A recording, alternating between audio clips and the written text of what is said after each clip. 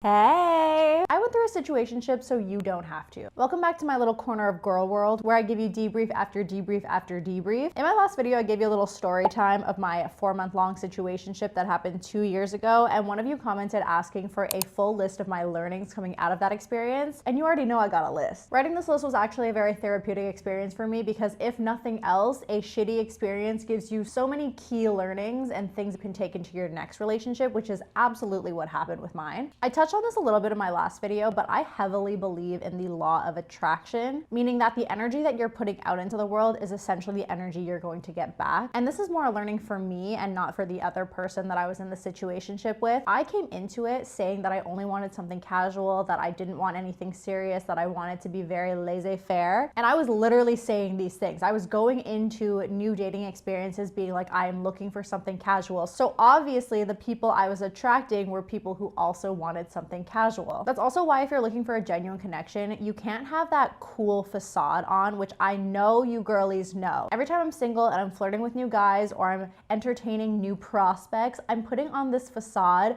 of being unbothered, of being super cool, of being a little bit cold, too cool for school. Like that's the energy I'm putting out. So just imagine what energy you're getting back. Probably somebody who's emotionally unavailable, a little bit cold, a little bit too cool for school. And unless you're genuinely like that, it's probably not gonna mesh with your true personality. So I guess learning number one is to truly be your authentic self, which I know everyone always says, but I guess the key learning is I would rather be my most authentic self at the upfront and face rejection from a stranger than act like someone I'm not, show my true self later and get rejected by somebody I'm already invested in. Obviously, nobody likes rejection in general, but chances are it's gonna happen at least 50% of the time. So the lesser of two evils is to get rejected at the upfront when you are not emotionally attached to that person versus later down the line when you've already romanticized your entire life with this person. Now, that's not to say that you can't change your mind in terms of what you're looking for as you start to get to know the person and you start to build a connection with that person, because that is obviously a natural thing. You might think that you want something casual and then you meet the right person and it makes you want something more. And so my second learning is over communicate, not just communicate,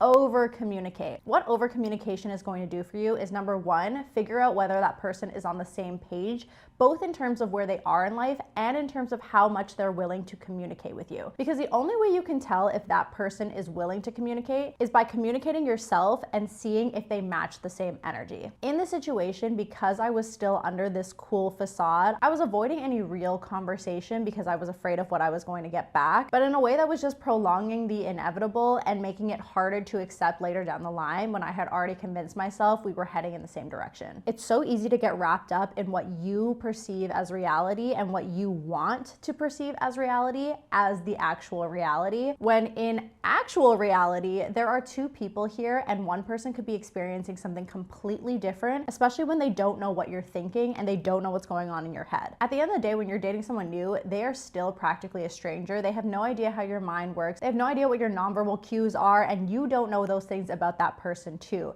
And so again, spelling it out and over communicating is the only way you're going to actually know 100% if that person is on the same page as you. Don't get me wrong, there are still liars out there, but I truly believe the more that you have conversations, the more you'll be able to suss out whether something is adding up, whether actions are adding up with words, or whether somebody is saying things just for the sake of saying things. A subset of that is having the exclusivity talk. I feel like in that situation, I was very much in the vein of going with my feelings, which again, your feelings are a manifestation of what you want reality to be, not necessarily what reality is. And so in that moment, I was like, oh my gosh, he seems so obsessed with me. He seems like he really likes me.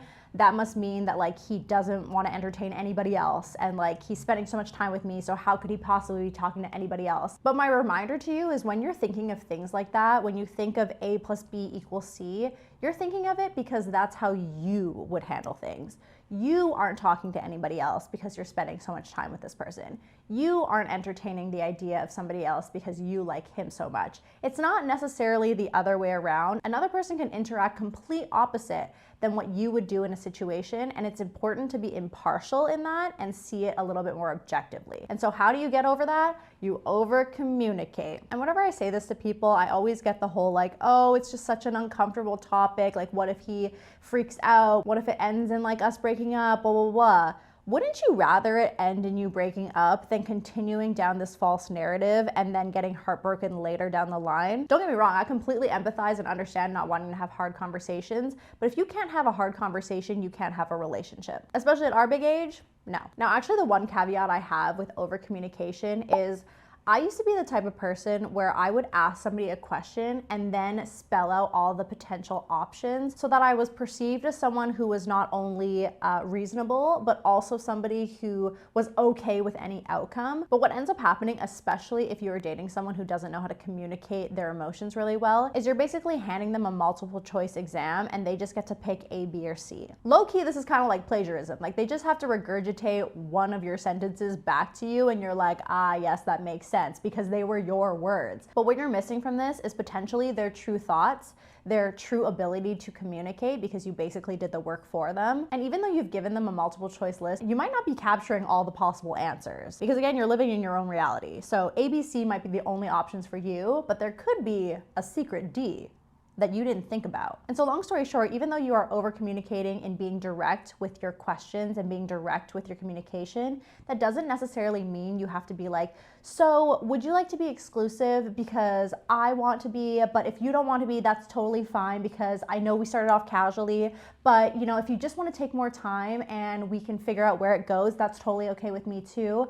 But if you don't want to be exclusive, then I'm totally fine with continuing. You know what I mean? Like, you could just say, how do you feel about being exclusive with me? That open-ended question with no other inclination of what you want or what is your preference is what's going to give you the true answer from that person, because they don't have anything to go off of. They just have to spew what they feel, or they're gonna say something that's completely not communicative at all, and then you'll be like, oh, you don't know how to talk.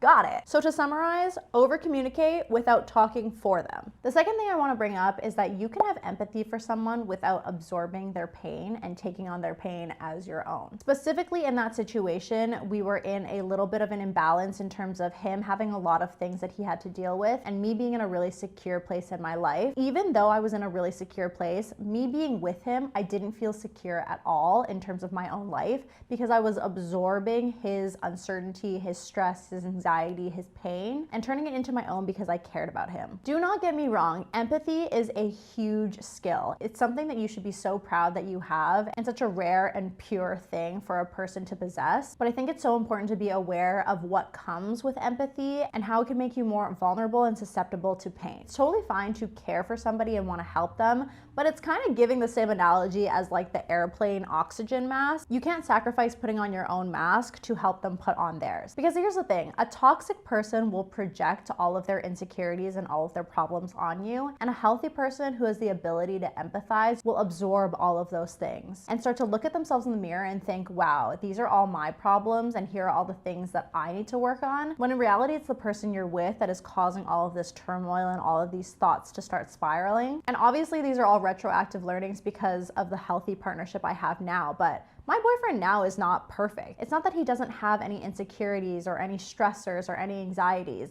It's the fact that he doesn't project them on me, but rather leans on me for support, allows me to help him, and then is able to return the same favor for my insecurities, for my anxieties, for my stressors. The goal is not to find someone who is perfect that has no problems, because A, that doesn't exist, and B, boring. The goal is to find somebody who essentially doesn't blame you for all of their problems, who doesn't make you feel bad because they have all these things, doesn't use them as an excuse as to why they can't show up for you or they can't be a decent partner. I kind of touched on this third learning in my last video, but for me, the biggest takeaway from this experience was finally learning to walk away from something that was bad for me, even though I wanted it to work. Don't get me wrong, I was basically on my hands and knees crawling, had to be like shot 4 times before I finally made that decision, but I still made that decision nonetheless. I feel like this is really common for girls. It's definitely been common throughout my entire dating history, but you just so desperately want that validation and to succeed in a relationship. And so you're constantly trying to make things work instead of realizing it's time to let go. I think what that boils down to is the definition of what you think a successful relationship is or successful experience is. And for me, it was always like, okay, it's only successful if I end up marrying this person and I die with them. I've quickly come to realize that's not the case. Success has so many different facets. Success can mean choosing yourself. Success can mean learning a bunch of things from an experience. Success can mean choosing not to continuously hurt the other person because you love them and not allowing your toxic cycles to keep on going. And I think that's what I finally came to realize with my situationship is just because we are not going to end up together, it doesn't mean I'm not taking away a wealth of knowledge about myself, about relationships, about boys. And my win coming out of this was self-respect, was realizing, you know what?